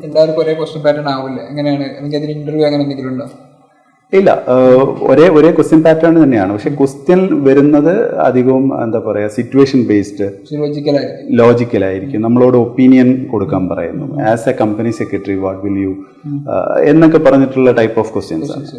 അത് ശരിക്കും ആൻസർ ചെയ്യണമെന്നുണ്ടെങ്കിൽ തീർച്ചയായിട്ടും നമുക്ക് പിന്നെ ഒരു ലോജിക് ബേസ്ഡ് സ്റ്റഡി, അതേപോലെ ഒരു പ്രാക്ടിക്കൽ എക്സ്പോഷർ ഒക്കെ നല്ലതാണ്. സാധാ യൂണിവേഴ്സിറ്റി സ്റ്റഡീസ് ഡിഫറെന്റ് ആവുന്നതാണ്. എക്സ്പീരിയൻസ് മാത്രം പോരാ, ആ സമയത്ത് തന്നെ നല്ല രീതിയിൽ പ്രിപ്പറേഷൻ നടത്തിയ കുട്ടിക്ക് ഇവിടുന്ന് അങ്ങോട്ട് അത് നെക്സ്റ്റ് സ്റ്റെപ്പിലേക്ക് തീർച്ചയായിട്ടും ഫൈനൽ ഒരാൾ പാസ്സാവുന്നുണ്ടെങ്കിൽ തീർച്ചയായിട്ടും അയാൾക്ക് ആ സിലബസ് നന്നായിട്ട് അയാൾ പഠിച്ചിട്ട് തന്നെയായിരിക്കും പാസ്സാവുന്നത്. ഇൻസ്റ്റിറ്റ്യൂട്ട് അതുകൊണ്ട് മനസ്സിൽ കാണുന്നതും ലക്ഷ്യം വെക്കുന്നതും ഒക്കെ ഇറങ്ങിക്കഴിഞ്ഞാൽ തന്നെ ഇയാൾ ആപ്റ്റ് ആയിരിക്കും, ഫിറ്റ് ഫോർ ദ ജോബ്. പിന്നെ അതിനുശേഷം പിന്നെ ഒരു ഫർദർ ട്രെയിനിങ്ങോ മറ്റു കാര്യങ്ങൾക്കോ ആവശ്യമില്ല. പ്രത്യേകിച്ച് സോഫ്റ്റ് സ്കിൽസ് അടക്കമുള്ള കാര്യങ്ങളിലൊക്കെ ഡെവലപ്മെന്റ് ഉണ്ടാവാനുള്ള മറ്റു പ്രോഗ്രാമുകളും കൂടെ ഈ സ്റ്റഡീസിന്റെ ഇടയിൽ തന്നെ ഇൻസ്റ്റിറ്റ്യൂട്ട് ക്ലബ് ചെയ്തിട്ടുണ്ട്. For example executive development program, professional development program, അതേപോലെ പിന്നെ ODOP എന്ന് പറയും, ഓറിയന്റേഷൻ പ്രോഗ്രാം. ആദ്യമായിട്ട് ഈ കോഴ്സിലേക്ക് വരുന്ന ആളുകൾക്കുള്ള ഓറിയന്റേഷൻ, ഇതൊക്കെ ഇൻസ്റ്റിറ്റ്യൂട്ട് ഇതിന്റെ കൂടെ കൊടുക്കുന്നുണ്ട്. അപ്പം ഇത് കൊടുക്കുന്നുണ്ടെന്ന് പറഞ്ഞാൽ ഒരു കുട്ടി ഇത് അറ്റൻഡ് ചെയ്താൽ മാത്രമേ അടുത്ത സ്റ്റേജിലേക്ക് അവർക്ക് പോകാൻ പറ്റുള്ളൂ. അപ്പം ഇതൊക്കെ മാൻഡേറ്ററി പ്രോഗ്രാംസാണ് ഇതിന്റെ കൂടെ. ഇപ്പം അവരോട് പറയാണ് ഒരു പിന്നെ 1 day executive development program attend ചെയ്യണമെന്ന് പറഞ്ഞാൽ അവർ ഇന്ത്യയിൽ എവിടെയാണോ എക്സിക്യൂട്ടീവ് ഡെവലപ്മെന്റ് പ്രോഗ്രാം ഉള്ളത്, കേരളത്തിൽ തന്നെ നടത്തുന്നുണ്ട്. അതിൽ EDP എന്ന് പറയുന്നത്, അതേപോലെ പ്രൊഫഷണൽ ഡെവലപ്മെന്റ് പ്രോഗ്രാം PDP എന്ന് പറയുന്നത്, ഇതൊക്കെ ഡിഫറെൻറ്റ് പ്രോഗ്രാംസ് ഇൻസ്റ്റിറ്റ്യൂട്ട് അത് ചെയ്യുന്നത് കുട്ടികളുടെ എന്താ പറയുക, അവർ പാസ്സായി കഴിഞ്ഞാൽ ready to fit for job ആവാൻ വേണ്ടിയിട്ടാണ്. ഇതൊക്കെ മാൻഡേറ്ററി ആണ്. ഇതൊക്കെ അറ്റൻഡ് ചെയ്ത് കഴിയുമ്പോഴാണ് എക്സിക്യൂട്ടീവ് പ്രോഗ്രാം എന്താ ചെയ്യുക, കംപ്ലീറ്റ് ആവുക. എക്സിക്യൂട്ടീവ് പ്രോഗ്രാമിന്റെ കൂടെ ചേർക്കേണ്ട ചില ആഡ് ഓൺ കാര്യങ്ങളുണ്ട്. അതേപോലെ തന്നെ ഫൈനൽ പ്രോഗ്രാം ആയിട്ടുള്ള പ്രൊഫഷണൽ പ്രോഗ്രാമിന്റെ കൂടെ ചെയ്യേണ്ട ചില കാര്യങ്ങളുണ്ട്. ഇതെല്ലാം ഓൺ ടൈം ഓരോ സ്റ്റേജിലും കംപ്ലീറ്റ് ചെയ്തിട്ട് വേണം മുന്നോട്ട് പോകാൻ. പറഞ്ഞു വരുന്നത് ഇതൊരിക്കലും ഒരു ജസ്റ്റ് ഒരു കോച്ചിങ് ബേസ്ഡ് സ്റ്റഡി മാത്രമല്ല. അത് നമുക്ക് ടെക്സ്റ്റ് ബേസ്ഡ് ആയിട്ട് തന്നെ പഠിക്കേണ്ട കാര്യങ്ങളുണ്ട്. അതേസമയം പ്രാക്ടിക്കലായിട്ട് നമുക്ക് കിട്ടേണ്ട എക്സ്പോഷർ ഉണ്ട്. അതിനാണ് നമുക്ക് പ്രാക്ടിക്കലി ഒരു കമ്പനി സെക്രട്ടറിയുടെ കീഴിൽ തന്നെ നമ്മൾ വർക്ക് ചെയ്യണമെന്ന് പറയുന്നത്. അതുകൂടാതെ തന്നെ പിന്നെ കോഴ്സിനെ പറ്റി പറയുകയാണെങ്കിൽ അതിൽ അവർ ഫിറ്റ് ഫോർ ദ ജോബ് ആവാൻ വേണ്ടിയിട്ട്, അവർക്ക് മറ്റു പല ക്വാളിറ്റീസും ഉണ്ടാവാൻ വേണ്ടിയിട്ട് ഇൻസ്റ്റിറ്റ്യൂട്ട് അതിനകത്ത് ഒരുപാട് കാര്യങ്ങൾ കൊണ്ടുവരുന്നുണ്ട്. അത് പ്രൊഫഷണൽ ഡെവലപ്മെന്റ് പ്രോഗ്രാം എന്നൊക്കെ പറയുന്നത് ശരിക്കും പിന്നെ നമ്മളെ നാഷണൽ കമ്പനിയിലോ ട്രിബ്യൂണലിലൊക്കെ പ്രാക്ടീസ് ചെയ്യുന്ന സമയത്ത് അവിടെയൊക്കെയുള്ള എറ്റിക്കറ്റ്സ്, അതേപോലെ എങ്ങനെ പ്രസന്റ് ചെയ്യാം, ഇതുപോലുള്ള കാര്യങ്ങൾ പ്രാക്ടിക്കലി ഒരു കമ്പനി സെക്രട്ടറിക്ക് ഒരു ലിസ്റ്റഡ് കമ്പനിയിൽ എന്തൊക്കെ കാര്യങ്ങൾ ചെയ്യാനുണ്ട്, ഇങ്ങനെ തുടങ്ങിയിട്ടുള്ള പ്രാക്ടിക്കൽ ഇൻസൈറ്റ്സ് വെച്ചിട്ട് തന്നെയാണ് അത്തരത്തിലുള്ള പ്രോഗ്രാംസ് നടത്തുന്നത്. പലപ്പോഴും ആ professional development programs MSOP, management skill orientation program എന്നൊക്കെയുള്ള പേരിൽ ഇപ്പോൾ നടത്തുന്നത് കേരളത്തിലെ ചാപ്റ്റേഴ്സ് പലപ്പോഴും അത് നടത്തുന്നില്ല. പകരം ബാംഗ്ലൂർ, ചെന്നൈ, ബോംബെ ഇതുപോലുള്ള സ്ഥലങ്ങളിലൊക്കെയാണ് ഇത്തരത്തിലുള്ള പ്രോഗ്രാംസ് നടക്കുന്നത്. ഇത് ഇന്ത്യയുടെ അണ്ടറിലുള്ള ബോഡിയാണ്, അതൊരു ഇന്റർനാഷണൽ വാല്യൂ അങ്ങനെയാണ്? ഇന്ത്യൻ ബോഡിയാണ്, ഇന്ത്യൻ നാഷണൽ ഗവൺമെന്റിന്റെ കീഴിൽ വരുന്ന സ്ഥാപനം. ഇത് അപ്പോൾ നമുക്ക് ഇന്ത്യയിൽ മാത്രമേ വർക്ക് ചെയ്യാൻ പറ്റുള്ളൂ, അല്ലെങ്കിൽ പുറത്ത് പോയിട്ട് വർക്ക് ചെയ്യാൻ പറ്റുമോ? ഗവൺമെന്റ് നമ്മളെ ഒരു പ്രൊഫഷണൽ ആയിട്ട് ഡെവലപ്പ് ചെയ്യുന്നു എന്നുള്ളതാണ്. നമ്മളതിനെ ഏത് ഓപ്പർച്യൂണിറ്റി എങ്ങനെ ഉപയോഗിക്കുന്നു എന്നുള്ളത് നമുക്കനുസരിച്ചാണ്. ഉദാഹരണം പറയുകയാണെങ്കിൽ ഇന്ത്യൻ എഞ്ചിനീയേഴ്സിന് നല്ല ഡിമാൻഡാണ്. അപ്പോൾ ഇന്ത്യൻ മെഡിക്കൽ പ്രാക്ടീഷണേഴ്സിന് തീർച്ചയായിട്ടും നല്ല ഡിമാൻഡാണ്. കാരണം ഇന്ത്യൻസിന് HR നല്ല ഡിമാൻഡുള്ള ഒരു ഇതാണ്. അപ്പോൾ അതേപോലെ തന്നെ ഇന്ത്യൻ ഗവേണൻസ് പ്രൊഫഷണൽ അല്ലെങ്കിൽ Indian company secretary, Indian chartered accountant എന്നൊക്കെ പറയുന്നത് പുറത്ത് തീർച്ചയായിട്ടും ബിസിനസ് ഫീൽഡിൽ കമ്പനിയിലാണെങ്കിലും തീർച്ചയായിട്ടും അവിടെ റെക്കഗ്നിഷൻ ഉണ്ടായിരിക്കും. പിന്നെ ഡയറക്റ്റ് ആയിട്ടുള്ള ഇതെന്ന് പറയുന്നത് നമ്മുടെ സിസ്റ്റർ കൺസേൺസ് അവിടെയൊക്കെ ഉണ്ട്. ഇപ്പോൾ എല്ലാ രാജ്യത്തും കമ്പനി സെക്രട്ടറിമാരുണ്ട്. ഒരുപക്ഷെ കമ്പനി സെക്രട്ടറി എന്നായിരിക്കില്ല അവിടുത്തെ പേര്, അവിടെ അറിയപ്പെടുന്നത് വേറെ ഒരു പേരില്ല. ഇപ്പോൾ ചില സ്ഥലത്ത് ഗവേണൻസ് പ്രൊഫഷണൽ എന്ന് അറിയപ്പെടുന്ന സ്ഥലങ്ങളുണ്ട്, ചില സ്ഥലത്ത് ചാർട്ടേഡ് സെക്രട്ടറി എന്ന് അറിയപ്പെടുന്ന സ്ഥലങ്ങളുണ്ട്. ഇപ്പം നമ്മളിവിടെ ചാർട്ടേഡ് അക്കൗണ്ടന്റ് എന്നുള്ളതിന് പകരമായിട്ട് ചാർട്ടേഡ് സെക്രട്ടറി എന്ന് ശരിക്ക് പേര് നമുക്ക് ഉപയോഗിക്കായിരുന്നു. പക്ഷെ അത് ഈ ചാർട്ടേഡ് എന്നുള്ള പറയുന്ന പദം തന്നെ ഒരു പ്രീ ഇൻഡിപെൻഡൻസ് വേർഡാണ്. നമ്മൾ സ്വാതന്ത്ര്യത്തിന് ശേഷം ചാർട്ടർ ഒഴിവാക്കിയല്ലോ. അതുകൊണ്ട് ആണ് ചാർട്ടേഡ് അക്കൗണ്ടന്റ് എന്ന് പറയുന്ന കോഴ്സിന് ചാർട്ടേഡ് നിലനിൽക്കുകയും കമ്പനി സെക്രട്ടറി എന്ന് പറയുമ്പോൾ ചാർട്ടേഡ് ഒഴിവാവുകയും ചെയ്യാനുള്ള കാരണവും അത് തന്നെയാണ്. അപ്പോൾ ശരിക്കും പിന്നെ UK അറിയപ്പെടുന്നത് ചാർട്ടേഡ് സെക്രട്ടറി എന്നുള്ള പേരിൽ. അതേപോലെ എല്ലാ സ്ഥലത്തും പിന്നെ അമേരിക്കയിലും സിംഗപ്പൂരിലും എവിടെയൊക്കെ ആണെങ്കിലും അവിടെയൊക്കെ നമ്മുടെ കൗണ്ടർ പാർട്ട് അവിടെ വർക്ക് ചെയ്യുന്നുണ്ട്. വർക്ക് ചെയ്യുന്നുണ്ടാവാം. കാരണം നമുക്ക് അതിൻ്റെ സ്റ്റാറ്റിസ്റ്റിക്സിലേക്ക് ഞാൻ പോയിട്ടില്ല, പക്ഷേ എന്തായാലും വർക്ക് ചെയ്യുന്നുണ്ടാവാം. പിന്നെ എൻട്രി എന്ന് പറയുന്നത് ഡയറക്റ്റ് ഒരു ടോപ്പ് മാനേജ്മെന്റിലേക്ക് എൻട്രി കിട്ടുന്ന ഒരു കോഴ്സ് എന്നുള്ള നിലക്ക് ആ കോഴ്സ് പഠിച്ച് ടോപ്പ് മാനേജ്മെന്റ് പാർട്ടായി കഴിഞ്ഞാൽ അതിലൂടെ എക്സ്പീരിയൻസ് നേടിക്കഴിഞ്ഞാൽ അത് ഒരു വ്യക്തിക്ക് അനന്തമായ സാധ്യതകളാണ് നേടിക്കൊടുക്കുന്നത്. നമ്മളിപ്പോൾ ഏത് രാജ്യത്തും റെസ്ട്രിക്റ്റ് ചെയ്തിട്ട് നിൽക്കേണ്ട ഒരാളായി മാറില്ല. അവർ തീർച്ചയായിട്ടും അവർക്ക് ഇന്റർനാഷണൽ എക്സ്പോഷറൊക്കെ ആവശ്യമുണ്ടെങ്കിൽ പുറത്തേക്കൊക്കെ പോയാൽ റെക്കഗ്നിഷൻസ് ഉണ്ടായിരിക്കും. സർ, ഏറെക്കുറെ നമ്മൾ ചർച്ച ചെയ്തൊരു കാര്യം തന്നെയാണ്. എന്നാലും ഒരു സ്പെസിഫിക് ആയിട്ട് ചോദിക്കുക എന്നുള്ളത്, ഒരു കമ്പനി സെക്രട്ടറി എന്നുള്ള രീതിയിൽ അയാളുടെ റോൾസ് ആൻഡ് റെസ്പോൺസിബിലിറ്റി എന്തൊക്കെയായിരിക്കും? കമ്പനി സെക്രട്ടറി എന്നുള്ള നിലയിൽ ശരിക്കും പിന്നെ ഒരാൾ ഒരു കമ്പനിയിലുണ്ടെങ്കിൽ അവർക്ക് ഏറ്റവും പ്രധാനമായിട്ട് വരുന്ന റോളെന്ന് പറയുന്നത് ശരിക്കും സെക്രട്ടേറിയൽ ആയിട്ടുള്ള മാറ്റേഴ്സാണ്. അപ്പോൾ ഒരു കമ്പനി എന്ന് പറയുന്നത് നേരത്തെ നമ്മൾ ഡിസ്കസ് ചെയ്തു, ശരിക്കും ഒരു നാച്ചുറൽ പേഴ്സൺ അല്ല, ഒരു ആർട്ടിഫിഷ്യൽ പേഴ്സൺ ആണ്. പക്ഷേ ആ ആർട്ടിഫിഷ്യൽ പേഴ്സണിന് പല കാര്യങ്ങളും നമ്മുടെ നാട്ടിൽ അവകാശങ്ങളായിട്ട് നമ്മുടെ സൊസൈറ്റിയിൽ ജീവിക്കുന്ന ഒരാളെപ്പോലെ തന്നെ, ഒരു വ്യക്തിയെപ്പോലെ തന്നെ ആ ഒരു പേഴ്സണിന് അവകാശങ്ങൾ വരുന്നുണ്ട്. അപ്പോൾ അവർക്ക് പലതിനെക്കുറിച്ചും കേസ് കൊടുക്കാനുള്ള ഇത് വരുന്നുണ്ട്. അവർക്ക് സ്യൂ ചെയ്യാം, കോടതിയിൽ റെപ്രസെൻ്റ് ചെയ്യാം, പിന്നെ അവർക്ക് ലാൻഡ് വാങ്ങിക്കാം. ഒരു വ്യക്തി സൊസൈറ്റിയിൽ ചെയ്യുന്ന പല കാര്യങ്ങളും അവർക്ക് ചെയ്യാൻ പറ്റും. അപ്പോൾ തീർച്ചയായിട്ടും ആ കമ്പനി എന്ന് പറയുന്ന ഒരു വ്യക്തിയായിട്ട് തന്നെയാണ് കാണുന്നത്. അപ്പോൾ തീർച്ചയായിട്ടും നമ്മൾ ഈ കമ്പനി എന്ന് പറയുന്നത് പിന്നെ ഒരു കൂട്ടം ആളുകളുടെ മീറ്റിംഗ്, അതേപോലെ അവരുടെ അവർ കൊണ്ടു നടക്കുന്നതാണ്. അപ്പോൾ ആ മീറ്റിങ്ങുകളിലൂടെ അവരെങ്ങനെയാണ് ആ കമ്പനിയെ കൊണ്ടു നടക്കുന്നത്, അല്ലെങ്കിൽ ആ കമ്പനിയുടെ തീരുമാനം എവിടെ റെക്കോർഡ് ചെയ്യപ്പെടും, ഇവിടെയൊക്കെയാണ് നമ്മളൊരു കമ്പനി സെക്രട്ടറിയുടെ റോള് പ്രധാനമായിട്ട് വരുന്നത്. അപ്പം നമ്മൾ ബോർഡ് എടുത്തു കഴിഞ്ഞാൽ ബോർഡ് ഓഫ് ഡയറക്ടേഴ്സാണ് കമ്പനിയുടെ ഏറ്റവും പരമാധികാരി ആയിട്ടുള്ള ബോർഡ്.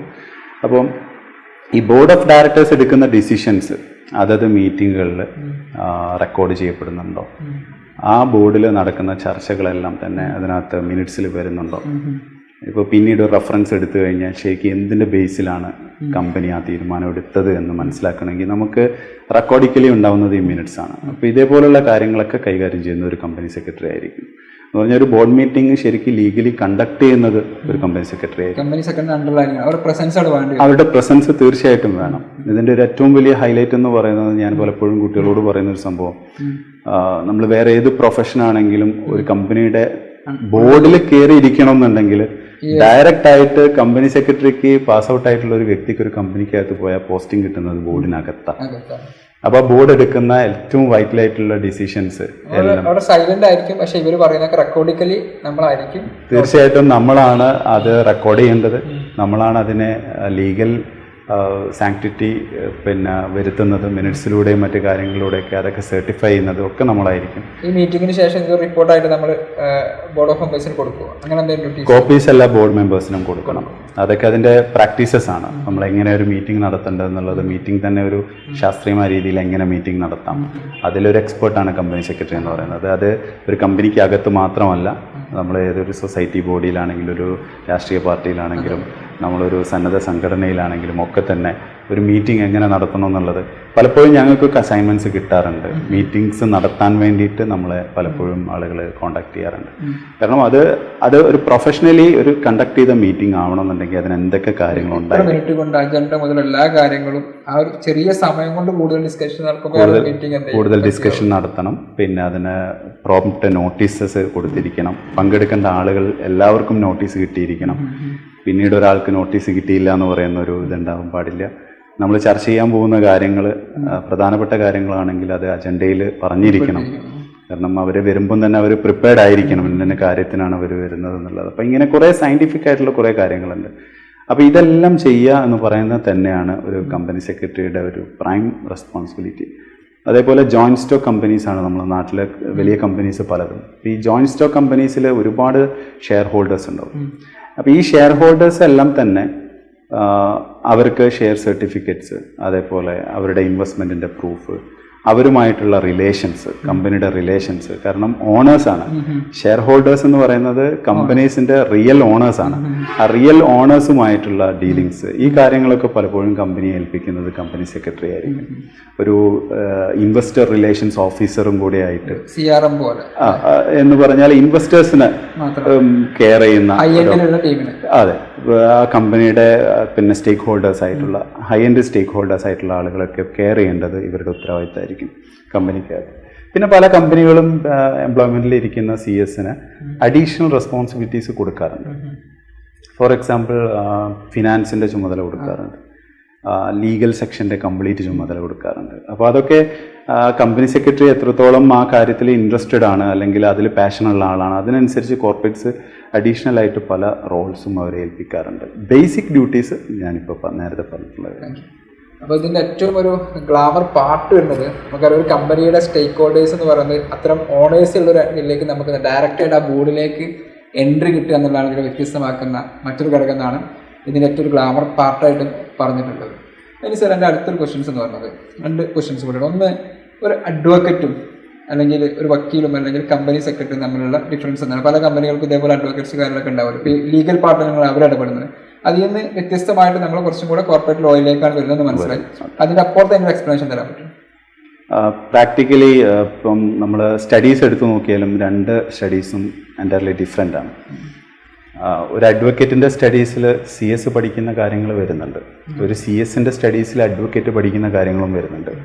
പക്ഷേ അതിൻ്റെ കോൺസെൻട്രേഷൻ കൊടുക്കുന്നത് എപ്പോഴും CS-ന് എപ്പോഴും കോൺസെൻട്രേഷൻ കൊടുക്കുന്നത് കോർപ്പറേറ്റ് ലോയുമായി ബന്ധപ്പെട്ടും HR ലോസുമായി ബന്ധപ്പെട്ടും ഒരു കമ്പനിക്ക് അകത്ത് അറിഞ്ഞിരിക്കേണ്ട നിയമങ്ങൾ കുറച്ചും കൂടി HR അല്ലെങ്കിൽ കോർപ്പറേറ്റ് ലോയിലേക്കാണ്. കോർപ്പറേറ്റ് ഭരണം, കോർപ്പറേറ്റ് മാനേജ്മെന്റ്, ആ കോർപ്പറേറ്റ് മാനേജ്മെന്റിൽ ഒരാൾ അറിഞ്ഞിരിക്കേണ്ട ലോസ് ആണ് കംപ്ലീറ്റ് നമ്മൾ CS-ൽ വരുന്നത്. അതേസമയം അഡ്വക്കേറ്റ് എന്ന് പറയുന്നത് സച്ച് ആൻ ആൻഷ്യന്റ് പ്രൊഫഷനാണ്. ഈ അഡ്വക്കേറ്റ്സ് ജനറൽ ലോസ് എല്ലാം തന്നെ അവർ വളരെ എക്സ്പേർട്ടായിട്ട് പഠിക്കുന്നുണ്ട്. അപ്പം ഒരു കോർട്ടിൽ റെപ്രസെൻ്റ് ചെയ്യാനും അതേപോലെയുള്ള മറ്റു കാര്യങ്ങളൊക്കെ ചെയ്യാൻ എപ്പോഴും ഒരു അഡ്വക്കേറ്റിന് മാത്രമേ കഴിയുള്ളൂ. നമ്മുടെ എക്സിസ്റ്റിംഗ് സിസ്റ്റം അനുസരിച്ച് അഡ്വക്കേറ്റ്സ് ആണ് കോർട്ടിൽ റെപ്രസെൻ്റ് ചെയ്യുന്നത്. അതൊരു CS-ന് അത് എല്ലാ ലോസും അറിയാമെങ്കിൽ പോലും അഡ്വക്കേറ്റ് തന്നെയാണ് കോർട്ടിൽ റെപ്രസെൻ്റ്. നമ്മുടെ ഒരു സിസ്റ്റം അങ്ങനെയാണ്. അതേസമയം CS-ന് അഡ്വക്കേറ്റ് ചെയ്യുന്ന പോലെ തന്നെ റെപ്രസെൻറ്റേഷൻ ചെയ്യാം, ട്രിബ്യൂണലുകളിൽ ചെയ്യാം. National company law tribunal, national appellate company law tribunal ഒക്കെ ഉണ്ട്. അപ്പോൾ അതിലൊക്കെ റെപ്രസെൻ്റ് ചെയ്യുമ്പോൾ കമ്പനി സെക്രട്ടറിക്ക് റെപ്രസെൻ്റ് ചെയ്യാം. മാത്രമല്ല ഇപ്പോഴത്തെ സിറ്റുവേഷൻ വെച്ച് നോക്കുകയാണെങ്കിൽ കമ്പനി സെക്രട്ടറീസ് പ്രസൻറ്റ് ചെയ്യുമ്പോൾ ആണ് പലപ്പോഴും ട്രിബ്യൂണലുകളിലൊക്കെ വളരെ റിമാർക്കിംഗ് ആയിട്ടുള്ള കേസസൊക്കെ ഹാൻഡിൽ ചെയ്യുന്നത് അല്ലെങ്കിൽ സക്സസ് ഒക്കെ ഉണ്ടാവുന്നത് കമ്പനി സെക്രട്ടറീസ് ചെയ്യുമ്പോഴാണ്. അതിലുള്ള ഒരു ഡിഫറൻസ്, ഒരു കാരണം നമ്മളിപ്പോൾ നേരത്തെ പറഞ്ഞിട്ടുള്ള സംഭവമാണ്. ഈ ഒരു ലോ മാത്രം ഫോക്കസ് ചെയ്തിട്ട് പഠിച്ചിട്ടുള്ളത് കൊണ്ട് തന്നെ അതിലുള്ള ഒരു പ്രത്യേക തീർച്ചയായിട്ടും അഡ്വക്കേറ്റ്സ് പലപ്പോഴും കമ്പനി സെക്രട്ടറീസിനോട് ലീഗൽ ഒപ്പീനിയൻസ് ചോദിക്കാറുണ്ട് ഇത്തരത്തിലുള്ള കാര്യങ്ങളിൽ. അപ്പം ഞങ്ങൾക്കൊക്കെ ഇപ്പോൾ ഒരുപാട് അത്തരത്തിലുള്ള സന്ദർഭങ്ങൾ ഉണ്ടാവാറുണ്ട്. കാരണം കേസുമായി ബന്ധപ്പെട്ട് കോടതിയിൽ കാര്യങ്ങൾ പ്രസൻറ്റ് ചെയ്യുന്ന സമയത്ത് അവർക്ക് പലപ്പോഴും നോട്ട്സ് കൊടുക്കുന്നത് നമ്മളായിരിക്കും. ഇപ്പോൾ പ്രാക്ടീസിങ് കമ്പനി സെക്രട്ടറീസും അതേപോലെ കമ്പനിക്ക് അകത്ത് വർക്ക് ചെയ്യുന്നവരും ഒക്കെ തന്നെ അവർ കൊടുക്കുന്ന നോട്ട്സിനെ ബേസ് ചെയ്തിട്ട് അഡ്വക്കേറ്റ് അവരുടെ വാദങ്ങൾ ക്രിയേറ്റ് ചെയ്യുകയും ഒക്കെ ചെയ്യാറുണ്ട്. അപ്പോൾ ഇത് രണ്ടും പഠിക്കുന്നത് സെയിം ആംഗിളിൽ പഠിക്കുന്ന പല പേപ്പേഴ്സും കമ്പൈൻഡ് ആയിട്ടുണ്ട്. പക്ഷെ രണ്ട് എൻ്റയർലി ഡിഫറെൻ്റ് ആയിട്ടുള്ള പ്രൊഫഷൻ തന്നെയാണ്. ഇനി ആസ് എ കമ്പനി സെക്രട്ടറി നമ്മുടെ ഏതൊരു ജോബിനും അതിന് ചലഞ്ചസ് ഉണ്ടാവുമല്ലോ, എല്ലാ ജോബിനും ചലഞ്ചസ് ഉണ്ടാവും. എന്താണ് നിങ്ങൾ നേരിട്ടൊരു ചലഞ്ചസ്? അതേപോലെ തന്നെ നിങ്ങൾക്കൊരു ഹാപ്പിനെസ് ഫീൽ ഒരു മൊമെന്റ്, ഒരു പ്രൗഡ് മൊമെന്റ് ഉണ്ടാവുമല്ലോ ഒരു കമ്പനി സെക്രട്ടറി ആയതുകൊണ്ട്. നേരത്തെ പറഞ്ഞ ഇൻഡിവിജ്വലിനെ പോലെ തന്നെ നമ്മൾ റെപ്രസെന്റ് ചെയ്യുന്ന ആ കമ്പനിക്ക് ഒരു നേട്ടം ഉണ്ടാക്കി കൊടുക്കുക, അങ്ങനത്തെ എന്തെങ്കിലും എക്സ്പീരിയൻസ് ഷെയർ ചെയ്യാൻ സാധിക്കും? പോസിറ്റീവ് എക്സ്പീരിയൻസ് എന്ന് പറയുന്നത് ഇപ്പം നമ്മൾ പറയുകയാണെങ്കിൽ ഇപ്പം ഡയറക്റ്റായിട്ട് ഞാൻ ക്ലയൻസിൻ്റെ അവരുടെ സീക്രസി പാർട്ടിലേക്ക് എനിക്ക് കടന്ന് സംസാരിക്കാൻ പറ്റില്ല. അത് പ്രൊഫഷണലി ഞാൻ ചെയ്യുന്ന അണത്തിക്കലായിട്ടുള്ള കാര്യമായിരിക്കും. പക്ഷെ എന്നാലും ചില സർക്കംസ്റ്റൻസ് പറയുന്നത് ഇപ്പം ജോയിന്റ് സ്റ്റോക്ക് കമ്പനീസിലാണെങ്കിലും സ്റ്റാർട്ടപ്സിലാണെങ്കിലും ഒക്കെ തന്നെ പാർട്ട്നേഴ്സ് തമ്മിലുള്ള ഡിസ്പ്യൂട്ട്സ് പലപ്പോഴും ഉണ്ടാവാറുണ്ട്, ഇൻവെസ്റ്റേഴ്സ് തമ്മിൽ ഡിസ്പ്യൂട്ട്സ് ഉണ്ടാവാറുണ്ട്. അപ്പോൾ അങ്ങനെയൊക്കെ നിൽക്കുന്ന കമ്പനീസ് പലപ്പോഴും നമ്മളടുത്ത് വരികയും നമ്മൾ പിന്നെ അവർ അഡ്വൈസ് ചെയ്തതിൻ്റെ അടിസ്ഥാനത്തിലും നമ്മൾ അവരെ കൂടെ മീറ്റിംഗ്സിൽ നമ്മൾ പോയിരുന്ന ചർച്ച ചെയ്തതിൻ്റെ അടിസ്ഥാനത്തിലൊക്കെ അതിന് സൊല്യൂഷൻസ് ഉണ്ടാക്കാൻ നമുക്ക് പറ്റാറുണ്ട്. സൊല്യൂഷൻ ഉണ്ടാക്കുമ്പോൾ നമുക്ക് ഉണ്ടാവുന്ന ഒരു ഹാപ്പിനെസ്, ഒരുപാട് ആളുകളെ അത് ആ കമ്പനി ബാധിക്കുന്ന അത്രയും ആളുകൾക്ക് ആ കമ്പനിയുടെ കണ്ടിന്യൂഷൻ അവിടെ കിട്ടുകയാണ്. അപ്പം നിന്ന് പോകുന്നിടത്തുനിന്ന് ആ കമ്പനിക്ക് പുതുജീവൻ കൊടുക്കാൻ പറ്റുക എന്ന് പറയുന്നത് അത് നമുക്ക് വളരെയധികം ഹാപ്പിനെസ് തരുന്നു. തീർച്ചയായിട്ടും നമ്മളെ അഡ്വൈസ് അല്ലെങ്കിൽ അവര് പിന്നെ നമ്മളെ ലോ അറിയാവുന്ന അല്ലെങ്കിൽ സിറ്റുവേഷൻസ് മനസ്സിലാക്കാവുന്ന ആളുകളായിട്ടാണ് ആളുകൾ റെക്കഗ്നൈസ് ചെയ്യുന്നത്.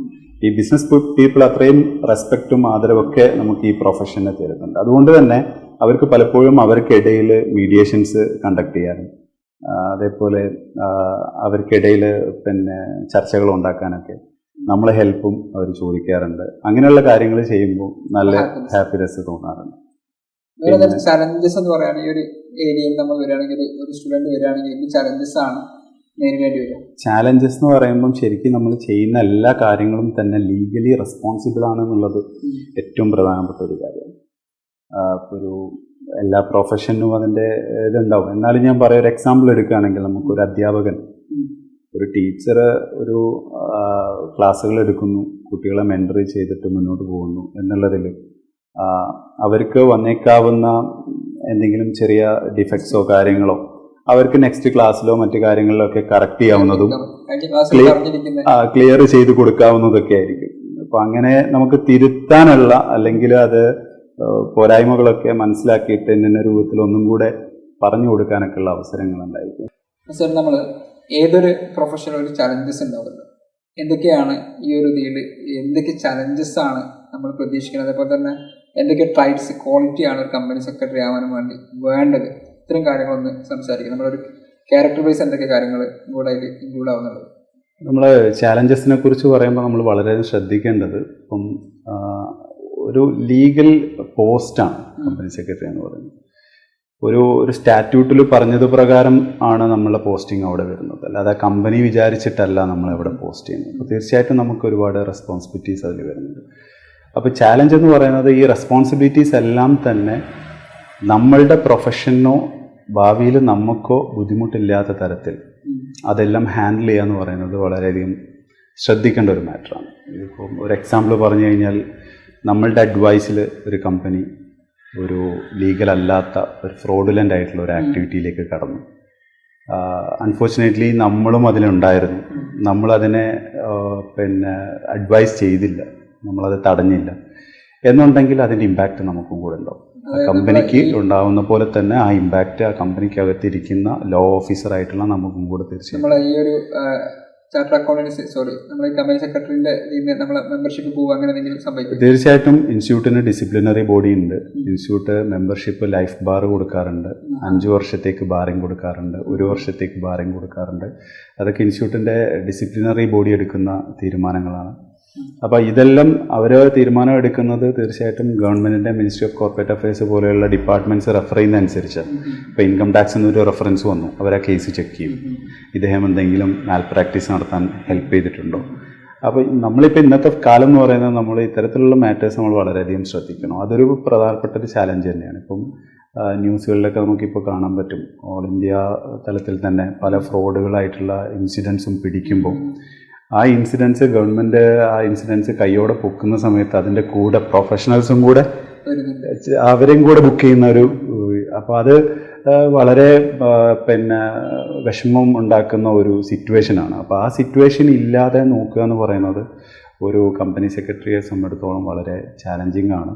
അവർ വർക്ക് ചെയ്ത കാലഘട്ടങ്ങളിൽ ആ കമ്പനിക്ക് പിന്നെ ഉണ്ടാകുന്ന ലീഗൽ നടപടികൾ എന്തെങ്കിലും ഉണ്ടെങ്കിൽ നമ്മളെ കൂടെ ബാധിക്കാൻ സാധ്യതയുണ്ട്. ഇനി ഒന്നുമില്ലെങ്കിൽ നമ്മളും കൂടെ ആ ഒരു അന്വേഷണങ്ങളിലും മറ്റും നമ്മളും കൂടെ ഭാഗവാക്കാവേണ്ടൊക്കെ വരുന്ന സിറ്റുവേഷൻസ് വരാം. ഇപ്പം നമ്മൾ പ്രാക്ടീസ് ചെയ്യുന്ന സമയത്ത് തന്നെ അത് ചിലപ്പം വന്നേക്കാം. ഇപ്പോൾ ലോക്കൽ പോലീസ് അവർക്കൊന്നും ഇപ്പോൾ നമ്മൾ കമ്പനി സെക്രട്ടറി എന്താണ് ചെയ്തത്, നമ്മുടെ അഡ്വൈസിലാണ് ഇത് ചെയ്തതെന്നൊക്കെ അവർ വിശ്വസിക്കും, തെറ്റിദ്ധരിക്കും. അതിൻ്റെ ബേസിലൊക്കെ ക്വസ്റ്റ്യൻസ് നമുക്ക് വന്നേക്കാം. അപ്പോൾ അതൊക്കെ പറഞ്ഞു നിൽക്കണം എന്നുണ്ടെങ്കിൽ വളരെ ക്ലീൻ ആൻഡ് ക്ലിയർ ആയിട്ട് ആയിരിക്കണം നമ്മൾ അഡ്വൈസ് കൊടുക്കുന്നത്. ലോ കറക്റ്റായിട്ട് നമ്മൾ പാലിക്കാൻ തയ്യാറാവും. കോൺസെൻട്രേഷൻ എന്ന് പറഞ്ഞാൽ അത്രയും നല്ല രീതിയിൽ നമ്മൾ ഉപയോഗിക്കണം. നമ്മൾ ഡോക്യുമെന്റ് ചെയ്യുന്ന സമയത്തും ആ ഒരു രീതിയിൽ തന്നെ ഡോക്യുമെന്റേഷൻ നമ്മളൊക്കെ മെന്ററിംഗ് വേണമെങ്കിൽ അത്തരം കാര്യങ്ങളിലേക്കൊക്കെ തീർച്ചയായിട്ടും ഡ്രാഫ്റ്റിങ്സ് ഒക്കെ വളരെ കൂടുതലുണ്ടാവുന്ന ഒരു പ്രൊഫഷനാണ്. ആ നിലക്ക് എഗ്രിമെൻറ്റും മറ്റും ഡ്രാഫ്റ്റ് ചെയ്യുന്ന സമയത്തൊക്കെ വേർഡിങ്സ് ഒക്കെ ഉപയോഗിക്കുന്നതൊക്കെ വളരെയധികം ശ്രദ്ധിക്കണം. നമ്മളെ ശ്രദ്ധ ഒരുപക്ഷെ നമ്മൾ വർക്ക് ചെയ്യുന്ന ആ കമ്പനിക്ക് അല്ലെങ്കിൽ നമ്മൾ സർവീസ് കൊടുക്കുന്ന കമ്പനിക്ക് ഭാവിയിൽ അതൊരു വലിയ ലോസ് ഉണ്ടാക്കാനുള്ള സാധ്യതയുണ്ട്. എവിടെയെങ്കിലും ഒരു എഗ്രിമെൻ്റ് ഒക്കെ ചിലപ്പം അത് വകവെക്കാതെ മാറ്റി നിർത്താനൊക്കെ ഉള്ള സാധ്യതയുണ്ട്. അപ്പോൾ അങ്ങനെയുള്ള കാര്യങ്ങളൊക്കെ മിസ്സായി പോകാതെ നമ്മൾ ശ്രദ്ധിക്കുക എന്നുള്ളത് അത് തീർച്ചയായിട്ടും ഒരു ചാലഞ്ച് തന്നെയാണ്. ഇനി സാറിന് ഒരാൾക്ക് അപ്രോച്ച് ചെയ്യണമെങ്കിൽ എന്തെല്ലാം കാര്യങ്ങൾക്ക് അപ്രോച്ച് ചെയ്യാൻ പറ്റും? ഒരു കമ്പനി സെക്രട്ടറി എന്നുള്ള രീതിയിൽ ഏതെല്ലാം കാര്യങ്ങൾക്ക് ഇപ്പോൾ സ്റ്റാർട്ടപ്പുകൾക്ക് പറ്റുമോ, അല്ലെങ്കിൽ എത്ര കമ്പനികൾക്കാണ് അപ്രോച്ച് ചെയ്യാൻ പറ്റും? ഒരു കമ്പനി സെക്രട്ടറിയെ ആർക്കൊക്കെയാണ് അപ്രോച്ച് ചെയ്യാൻ പറ്റുക അതുകൂടെ പറയും. ഇപ്പോൾ ഞാൻ നേരത്തെ പറഞ്ഞല്ലോ, പ്രാക്ടീസിങ് കമ്പനി സെക്രട്ടറിയാണ്. അപ്പോൾ പ്രാക്ടീസ് ചെയ്യുന്ന ഒരാളെ സംബന്ധിച്ചിടത്തോളം സൊസൈറ്റിയിൽ ഒരു ജോയിൻറ്റ് സ്റ്റോക്ക് കമ്പനി അല്ലെങ്കിൽ ജോയിൻറ്റ് സ്റ്റോക്ക് കൺസെപ്റ്റിൽ ഒരു കമ്പനി വരാൻ വേണ്ടി ആഗ്രഹിക്കുന്ന, രജിസ്റ്റർ ചെയ്യാൻ വേണ്ടി ആഗ്രഹിക്കുന്ന ആളുകൾക്ക് എന്നെ കോൺടാക്ട് ചെയ്യാൻ പറ്റും. ജോയിൻറ്റ് സ്റ്റോക്ക് കമ്പനി എന്ന് പറയുന്നത് അതും കൂടെ എക്സ്പ്ലെയിൻ ചെയ്യും. ഇപ്പോൾ ഒരുപാട് ഇൻവെസ്റ്റേഴ്സ് ഒരുമിച്ച് ചേരുന്ന സംരംഭങ്ങൾ, അത് വളരെ ചെറിയ നാട്ടിലൊക്കെയുള്ള സൂപ്പർ മാർക്കറ്റുകൾ പോലെയുള്ള സ്ഥാപനങ്ങൾ വരെ ആവാം. അതിന് മുകളിലോട്ട് നമ്മൾ പറയുകയാണെങ്കിൽ അത് വലിയ പ്രോജക്ട്സ് ആവാം, ഇൻഫ്രാ പ്രോജക്ട്സ് ആവാം, ഒരുപക്ഷെ ഹോസ്പിറ്റൽസ് ആവാം, വലിയ ബിസിനസ് സംരംഭങ്ങളൊക്കെ ആവാം. അപ്പോൾ അതിൽ സ്റ്റാർട്ടപ്സിലാണ് ഞാനെപ്പോഴും പിന്നെ ഇമ്പോർട്ടൻസ് കൊടുത്തിട്ടുള്ളത്. അപ്പോൾ അവർക്ക് എന്താ നമ്മൾ കൊടുക്കുന്നത്? ഒരു ബിസിനസ് പ്ലാൻ പോലെ എന്തെങ്കിലും ആണോ, അല്ലെങ്കിൽ ഇതിൻ്റെ ലോ മാത്രമാണോ, അങ്ങനെ കൊടുക്കുക? നമ്മളിതിനടുത്തോളം പ്രാക്ടിക്കലി ബിസിനസ് സ്റ്റാർട്ട് ചെയ്യുന്ന ഒരാൾക്ക് എന്തൊക്കെ അഡ്വൈസ് ആണ് അവർക്ക് ലീഗലി ആദ്യം കൊടുക്കേണ്ടത്, അത് നമ്മൾ പ്രൊവൈഡ് ചെയ്യും. ഏതൊക്കെ സ്ഥലങ്ങളിൽ രജിസ്റ്റർ ചെയ്യണം, ഗവൺമെന്റ്?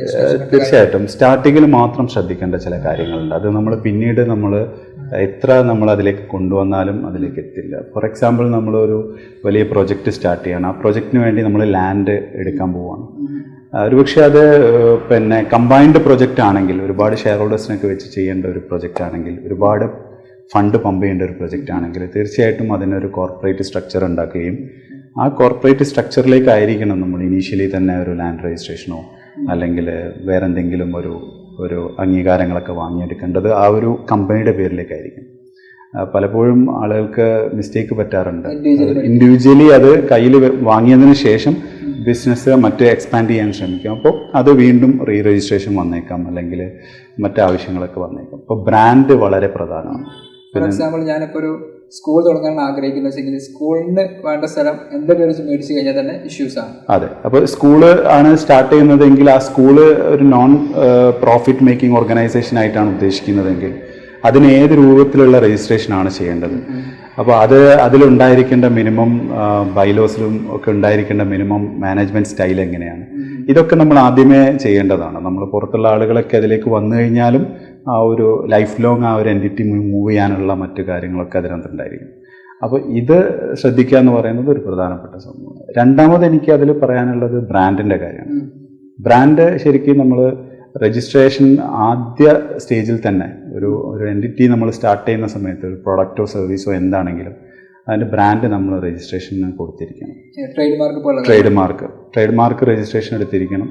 ഇൻ്റലക്ച്വൽ പ്രോപ്പർട്ടി വളരെ സെൻസിറ്റീവ് ആയിട്ടുള്ളൊരു വിഷയമാണ് ബിസിനസ്സിനെ സംബന്ധിച്ചിടത്തോളം. നമുക്ക് എന്തെങ്കിലും ക്രിയേറ്റീവ് കണ്ടന്റ് ആണെങ്കിൽ അത് നമുക്ക് കോപ്പിറൈറ്റ് ചെയ്യാം. ഇൻവെൻഷൻസോ അങ്ങനെയുള്ള മാറ്റേഴ്സ് ആണെങ്കിൽ നമുക്ക് പേറ്റന്റ് ചെയ്യാം. മാർക്കുകളാണെങ്കിൽ നമുക്ക് ട്രേഡ് മാർക്ക് രജിസ്ട്രേഷൻ എടുക്കാം. അപ്പോൾ അത് ബിസിനസ് സ്റ്റാർട്ട് ചെയ്യുന്ന സമയത്ത് നമ്മൾ ചെയ്യേണ്ട ഒരു കാര്യമാണ്. ബ്രാൻഡിങ്, കാരണം നമ്മൾ ഒരു ആശയം കൊണ്ടുവന്ന് നമ്മൾ ബ്രാൻഡാക്കി കൊണ്ടുവരുമ്പോൾ പിന്നെ അത് നിയമ സാധ്യത ഉണ്ടെങ്കിൽ വേറെ ആരെങ്കിലും കംപ്ലയിൻസ് കൊടുത്തു കഴിഞ്ഞാൽ ഇത് നഷ്ടപ്പെടുന്ന അവസ്ഥ വരും. ഈ ഡ്യൂപ്ലിക്കേറ്റ് പ്രോഡക്റ്റുകൾ, അതേപോലെ അതേ പേര് വെച്ച് മറ്റ് ഷോപ്പുകൾ മറ്റ് സ്ഥലത്ത് തുടങ്ങുക, മറ്റ് പ്രോഡക്റ്റുകൾ സെയിം പേരിൽ വരിക, ഇതൊക്കെ നമ്മളെ ബ്രാൻഡിനെ ഭാവിയിൽ നശിപ്പിക്കുന്ന കാര്യങ്ങൾ. അപ്പോൾ നമ്മളതിനെ സെക്യൂർ ചെയ്യുക എന്ന് പറയുന്നത് ഏതൊക്കെ ആംഗിളിൽ സെക്യൂർ ചെയ്യണം, ഇതൊക്കെ ശരിക്കും ഒരു ബിസിനസ് പ്രൊഫഷണലിൻ്റെ അഡ്വൈസിൽ ചെയ്യേണ്ട കാര്യം. നാളെ വരെ ലീഗലി നമുക്ക് ക്വസ്റ്റ്യൻ ചെയ്യാൻ പറ്റണം. നമ്മുടെ ബ്രാൻഡ് അഗേൻസ്റ്റ് ആയിട്ട് വേറൊരു ആൾ വരിക അല്ലെങ്കിൽ വേറെ കമ്പനി വരികയാണെങ്കിൽ നമ്മളാണ് ഇതിൻ്റെ ഒരു ലീഗലി നമ്മളെ കയ്യിലാണ് തെളിയിക്കാൻ പറ്റുന്ന ഡോക്യുമെന്റേഷൻ നമ്മൾ ചെയ്തു വെക്കണം. ഇതില്ലാത്തതിൻ്റെ പേരിൽ പലപ്പോഴും ഓണർഷിപ്പ് വരെ നഷ്ടപ്പെട്ടു പോകുന്ന ഒരുപാട് ബ്രാൻഡുകൾ ഉണ്ടായിട്ടുണ്ട്. ഒരുപാട് സ്റ്റാർട്ടപ്പുകൾ നശിച്ചു പോയിട്ടുണ്ട്.